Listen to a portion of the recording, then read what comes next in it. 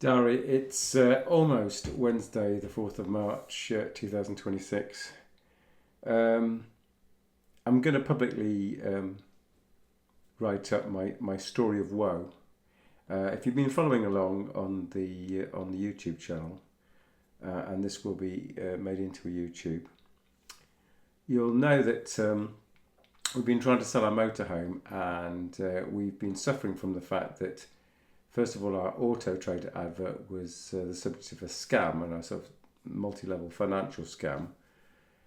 And then the actual prospective buyer, who is paying a price which is a couple of £1,000 less than the price other people have offered to pay.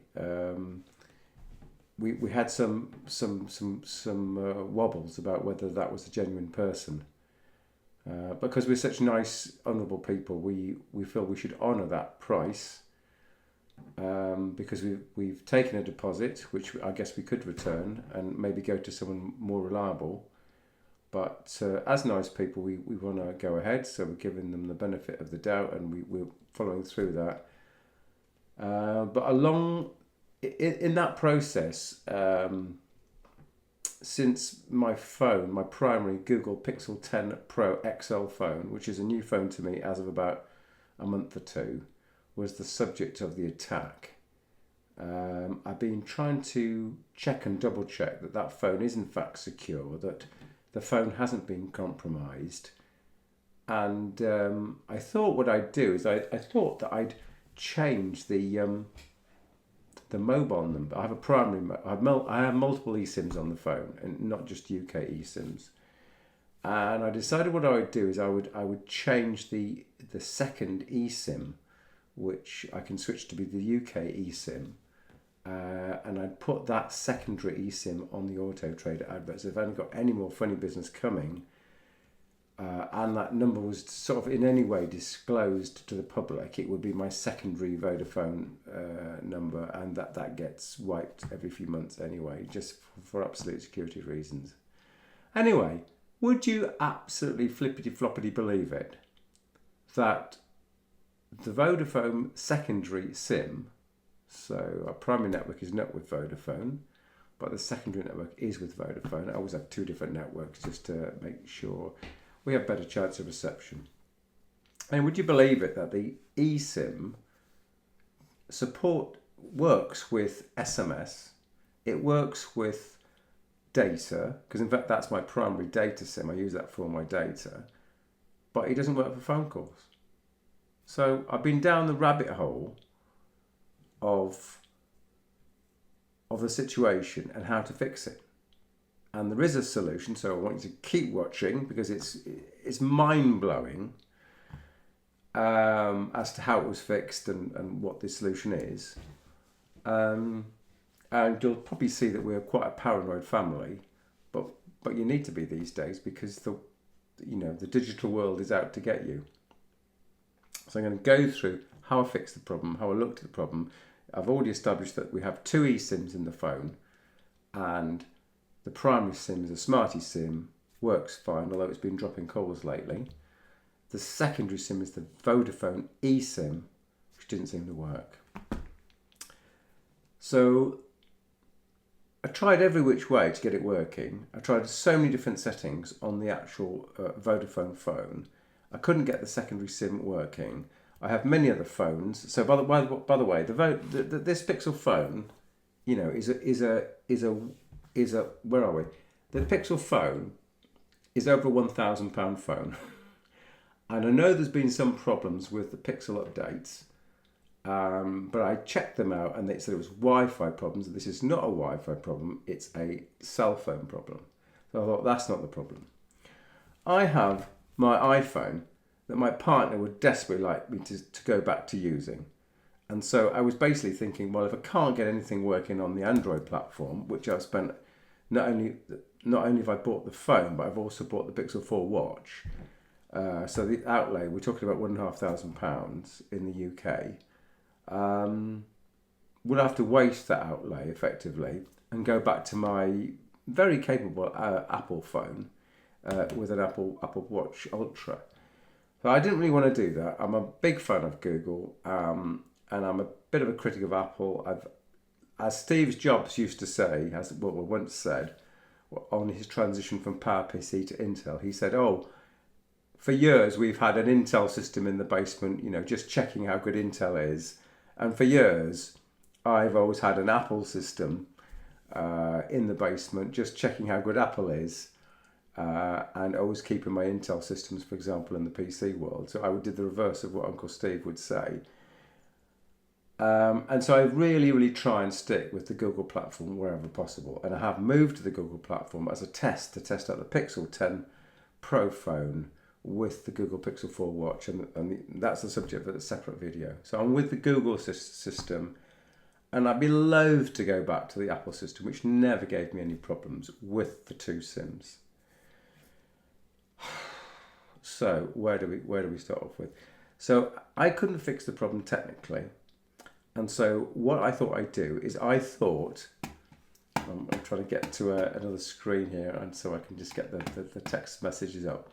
I thought I'd Google the problem, and this is an almost new phone. It was bought directly from Google. I thought Google must have a fix. I can't go into a store.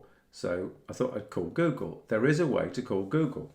So if you Google it, or use another search engine is available, you will find you can call Google support, available 24/7. I got through to a woman called Ava, who called me from a US number. The area code is +1650. I don't know what that is, but it's a US number, area code 650. She was working on behalf of Google in a very noisy environment. She kept saying she couldn't hear me, but I could hear a lot of, like a party going on in the background, or a lot of people chattering in the background. And she clearly knew pretty much close to nothing about phones. I said to her that I'm an experienced IT person. I give lectures on cell phones and recommend cell phones. I've tried a lot of different things, and she just came up with some very general suggestions. She said something like, "Have you tried clearing the cache?" And I went, "Well, what cache would you be talking about?" No answer. I said, "Well, I've gone into I told her what exact menu I'd gone into. So this is a Google support line call from America to me, asking to fix the problem." And I gave her a very long description about the problem, the fact that the primary SIM worked, the secondary SIM didn't work. Oh, and also the big fact, which I haven't mentioned, which is that I took a physical SIM, put it into the phone, took out my Swiss SIM, put my another Vodafone physical SIM in the phone, which I tested in my, here he is, I've got lots of props. I tested it in my OnePlus phone. That physical SIM, took it out the OnePlus phone, it works absolutely fine. Put it into the Pixel phone, doesn't work. So I can be absolutely sure that SIM is a working SIM. She said, have you thought about calling Vodafone? And I explained that I'm part of a Vodafone program. I've got dozens of SIMs, and I've tested the SIM. It doesn't work. She said, have you tried resetting the cache? I said, which cache? She was very unclear about it. She was clearly knew nothing about phones, nothing about technical support, in other words, in order to fix the problem. So her next progression was simply, she said, take the phone into a support centre. I said, oh, okay. So I gave her my London postcode, and she said that the closest repair store, well, she gave me a few different stores, but I selected it was very difficult to hear her, but she said the iSmash, so ISMASH. I said, oh, sounds like an Apple store. She has the iSmash store in Kensington High Street. I've got a phone number, and I said to her, by the way, you didn't ask me whether the phone was under warranty.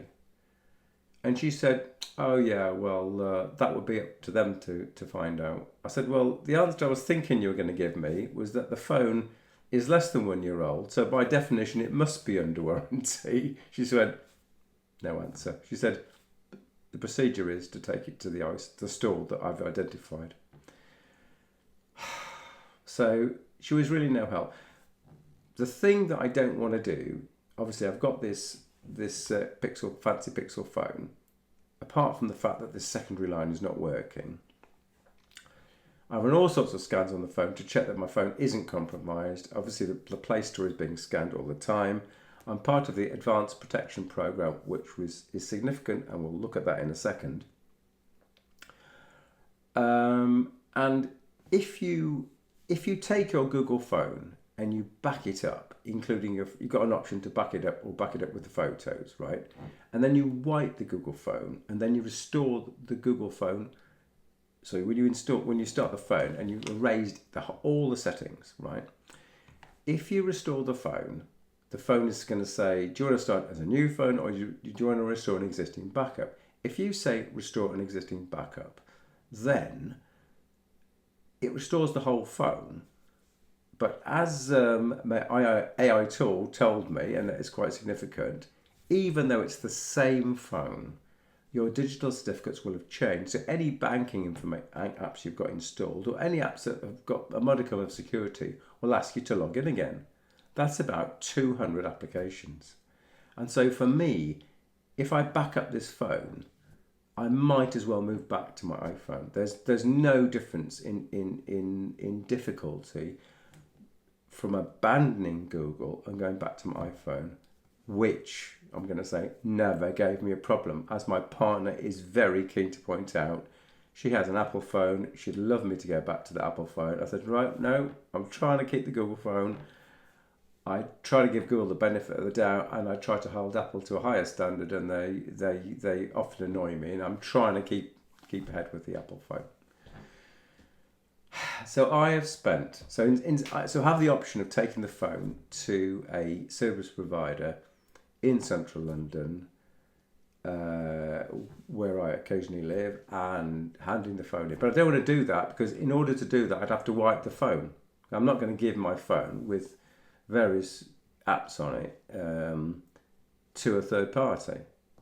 So what can I do? So I have a paid subscription to Google Gemini Pro. I thought I'd actually use Google Gemini and see if it's got any better suggestions. So this is actually the second part of the story. I've outlined the problem, I've outlined Google support being, they're one step up from hopeless, which just really disappoints me. So we're going to follow through now the transcript of what Google Gemini AI had in store for me, and I am absolutely freaking, I am literally speechless. Right, so we're going to start. This is the text I put into the Google Gemini Pro in thinking mode. You've got different modes. Like you've got fast mode and thinking mode and maths mode. So I chose thinking mode, by the way. I've got a Google Pixel 10 phone recently, potentially after an iOS upgrade. So I've upgraded the phone recently, the January update.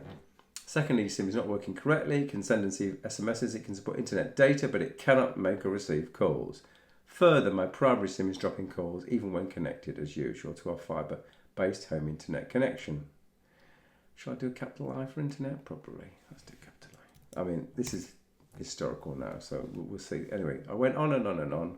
By the way, I did change that. Receive internet, right? And so I said I don't want it to delete 200 apps and erase the phone before handing it into a store. So I gave it the full quandary that I was in. Okay. I had no one else of this skill level to talk to, so I thought, what is Gemini Pro going to tell me? Well, look at the response. It said, I hear you, reinstalling 200 apps and relogging into every single one is exactly the digital root canal no one wants to deal with. Amazing first line response. I was rooting for Gemini Pro straight away. It's just freaking unbelievable. Right, it came up with so many suggestions. Right, we're going to walk through the suggestions because they are genuinely interesting and potentially show up my lack of networking skills. Now, traditionally, my networking skills, I'm a systems guy, and my networking skills are always a bit on the low side. But normally we're talking about IP skills firewall skills. I'm the kind of guy that whenever I make a firewall change to we have multiple firewalls in different homes. Whenever I make a firewall change, I am the person that backs up the entire system, because I know that if I make a rule change in the wrong order, I can completely lock myself out. I am that kind of guy because I'm not confident with intricate network and firewall rules, and I'm a systems guy. I build the systems and I don't deal with the networks.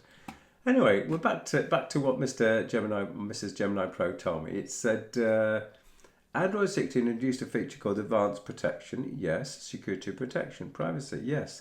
This feature can automatically block 2G connectivity. And it says why this matters. It says many carriers still rely on a 2G, 3G fallback for initial handshake of a voice call, even if you have 5G data. If a 2G is blocked, your data and SMS, which use different protocols, will work perfectly, but calls will simply fail to connect to receive. That is the exact problem that I'm having. I couldn't believe it. So it says, look at this. It says, look for the allow 2G toggle and see if advanced protection is active and try disable this work. So it says, since you can send and receive data, the SIM is authenticated, but the voice layer, the IMS layer, isn't talking to the network. So it uses the star hash codes to look into this in more detail. And it says, look for VoLTE provisioned if it's not on. And then it also says clear services cache. I couldn't see this. I tried this step.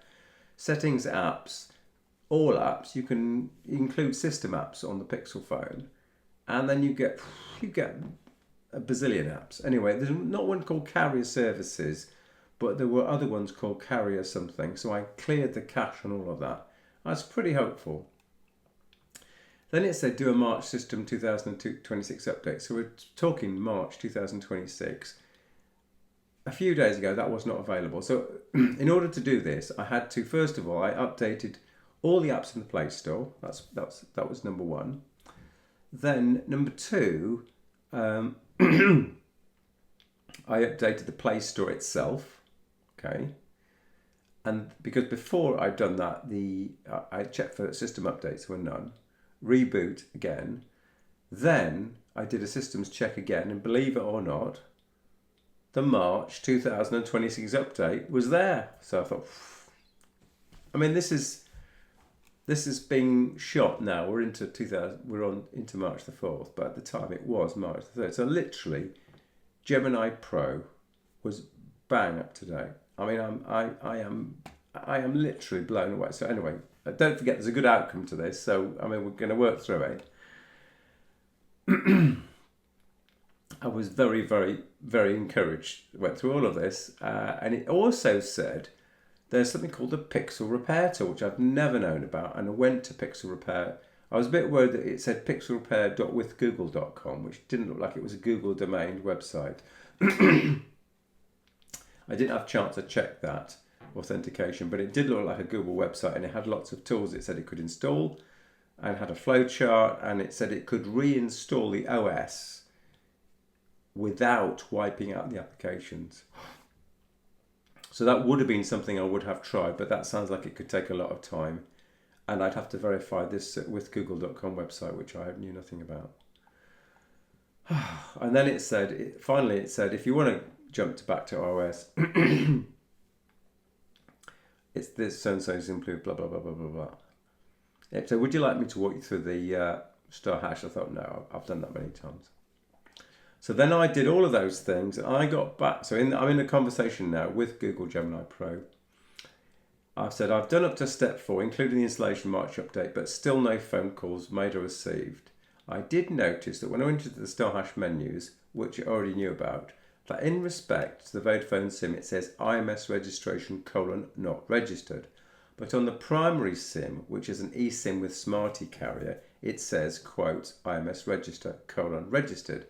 Does this help you further? Give me any more debug steps to get my Vodafone eSIM or physical SIM working, please. And it said, I mean, I am blown away. It says, this is the smoking gun. If IMS registration says not registered, your phone essentially has no voice address on the 4G, 5G network. Since the Smarty SIM is registered, and remember that does have the registration, it is likely that it corrupted IMS APN. And then it came up with this ability to add an IMS APN in there. Tell me how to do that. And then it also said, for me, because I was dropping calls on my fibre connection, it offered to say that I should turn off Wi-Fi calling and I should turn off voice over LTE and then switch it back on again or something. And it also mentioned that in London, it says Vodafone's network is heavily optimised for voice over LTE. If your phone is trying to hunt for a 2G signal to start a call, it will fail if 2G is disabled. Allow for 2G and switch it on. Right. And now the answer is I followed the steps. And the only thing I did now is I went to the Advanced Protection Program, which I'm a part of as part of my Gmail, this primary Gmail ID that I use on the phone. And I switched it off. And then I actually did switch off because inside the SIM, even though I thought I turned it off at a different level, inside the SIM, it had actually turned off. Even though I turned it on in one place, inside the SIM, for Vodafone, it was turned off. So it wasn't allowing a 2G signal on Vodafone, on my 5G Vodafone SIM. And would you believe it?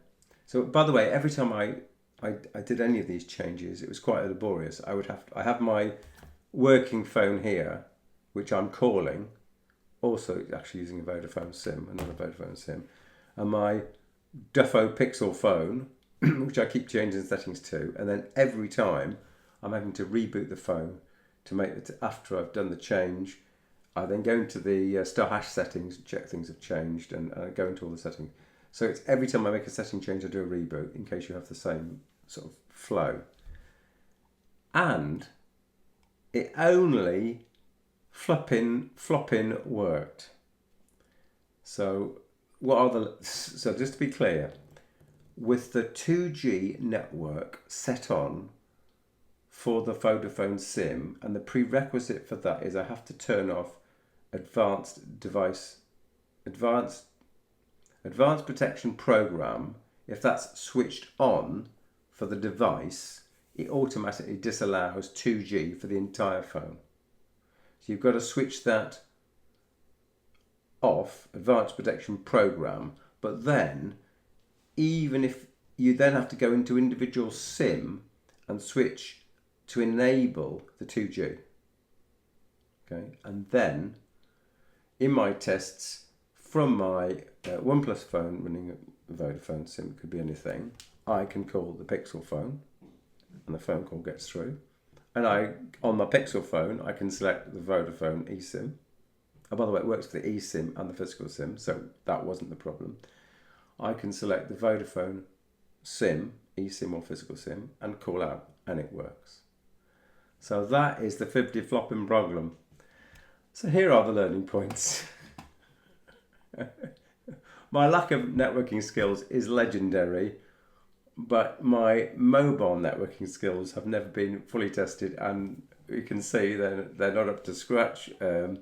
I didn't know about this. I didn't know about this IMS handshake and IMS server, and that's news to me. But Google Gemini Pro did know about it. I pay for Google Gemini Pro. It's about £20 a month, something like that. That is a good price to pay for something that's given me this level of support. That is unbelievable. My partner is going to be absolutely furious. She wanted me to come back to an iPhone.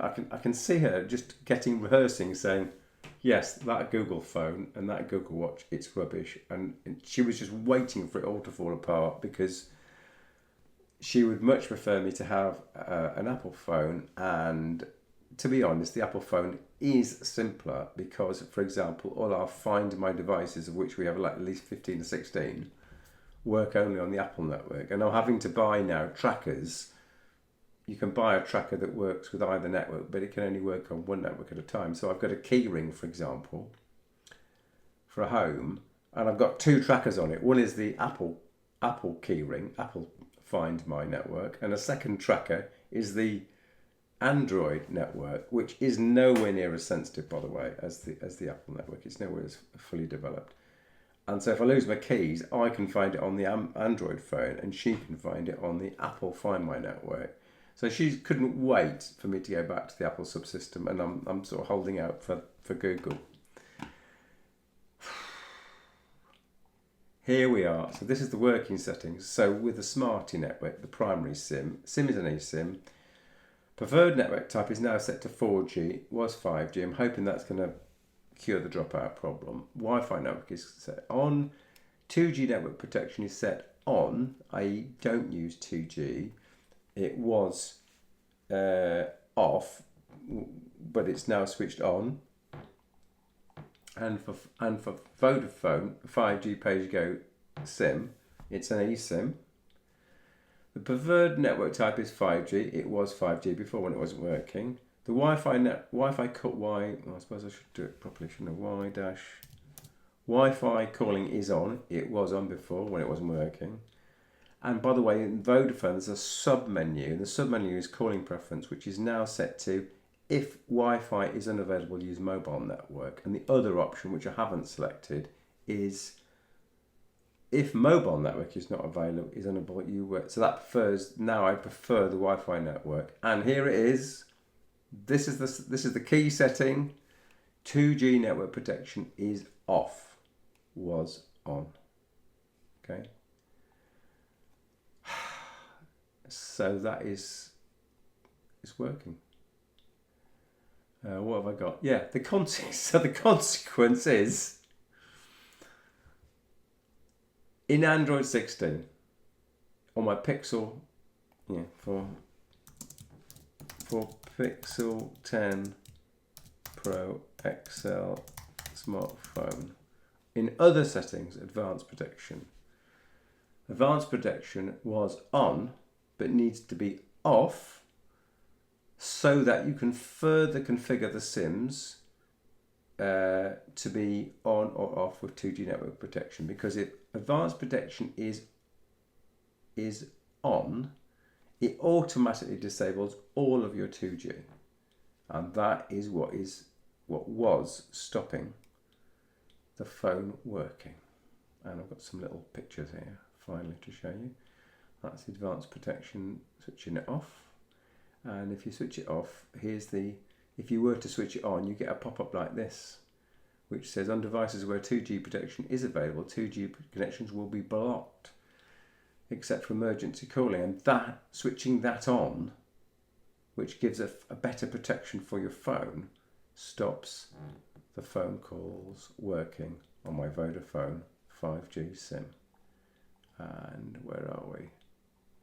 Yeah, so access point, it once it's, if I get this the right way around, if you've turned advanced protection on your phone in the settings, then when you go to use the SIM, you'll notice that this is greyed out and you cannot disable it. So we're into March the 4th now, 2026. I know it's a long video, but I just hope you realise that although Google themselves, or their support representative in America that called me, gave me close to zero support and told me to go and see the iSmash, or my selection, local shop in Kensington, London. The problem was fixed with Google Gemini Pro. I mean, the world is changing. The world is really changing. This is a level of support you know, you could only have dreamed about, you know, when I was growing up with mobiles. I'll leave you with that. Thank you so much for watching, and if you've made it to the end of this video, check out some of my cat videos because I think they're a bit more but light-hearted than this. Thank you very much. Good night.